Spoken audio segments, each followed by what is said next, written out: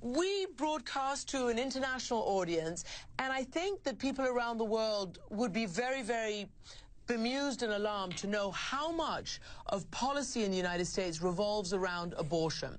Can you state for the record, Planned Parenthood does or doesn't provide abortions based on money it gets from the federal government? Well, as you said, Christiane, the federal government in the U.S. does not provide funding for abortion services, hasn't for years. We think that's wrong, but that's the law. And so what we're talking about now, in fact, and what Speaker Ryan said the other day, is now they're going to end access to Planned Parenthood preventive care. That means birth control services, cancer screenings, well woman visits. We provide health care to 2.5 million people every single year, and that health care is now at risk. Cecile, this is so political, and it's not really about thinking about people's health. Give me an idea. You've just said the issues that will be at risk. How many people, give me the stats of what you're able to achieve with Planned Parenthood. Well, it's extraordinary. I mean, we've been around 100 years. We're the primary women's health care provider in the United States of America. And frankly, under Obamacare, one of the most popular benefits we fought for was birth control coverage for women. Now, 55 million women get it at no copay. That is at risk. But as a result of the work we've done, we're at a 30-year low for unintended pregnancy in America.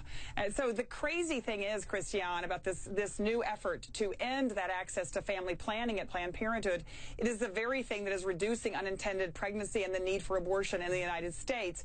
It's really a problem when politicians put their politics ahead of women's health care in America. And I can tell you, this is not what voters voted for. This is not even what Trump voters voted for. They are shocked to find out that this administration would consider ending access to Planned Parenthood. You say that, and I was actually going to ask you because, 52% of white American women did vote for Donald Trump versus 43% for Hillary Clinton. And politics, as you say, is being played with this.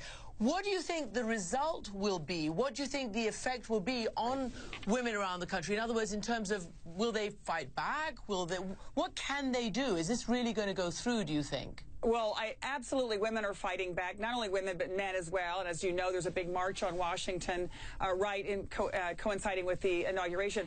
What we've seen at Planned Parenthood has been extraordinary. The largest outpouring of support, particularly among young women and men.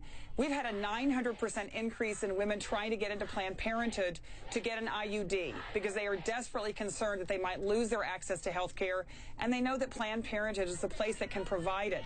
So women in this country are absolutely not going without a fight, and the majority is with us.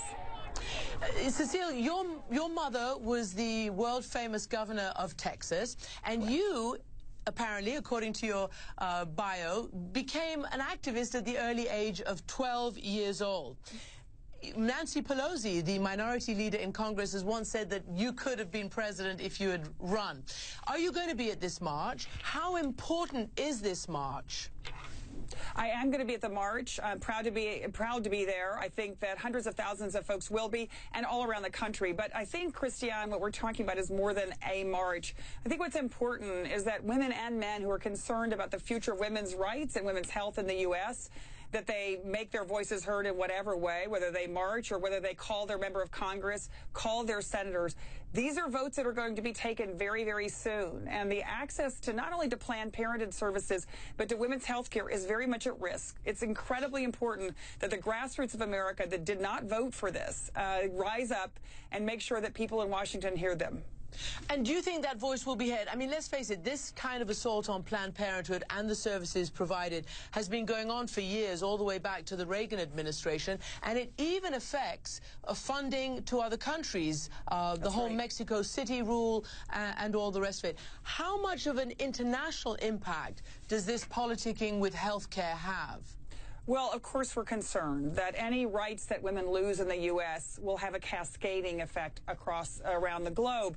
And it's important, Christiane, abortion has been legal in the United States for more than 40 years. It is accepted law. It is accepted right. And so it would be obviously enormous. It would be devastating to the women of America to overturn Roe versus Wade, or for women to lose access to basic family planning. I don't think that's where we're going to go, but it's going to take people in this country speaking up and speaking out. And as you said earlier, this is not a partisan issue. The women who come to Planned Parenthood for breast cancer screenings or for family planning services, they're of all political parties, they're of every walk of life. And it's important that the 1 in 5 women in America who've been to Planned Parenthood make sure they speak up right now in Washington. Cecile Richards, president of Planned Parenthood, thanks for joining us, and you have a real fight on your hands. Thanks Good to see you. for being Thanks. here.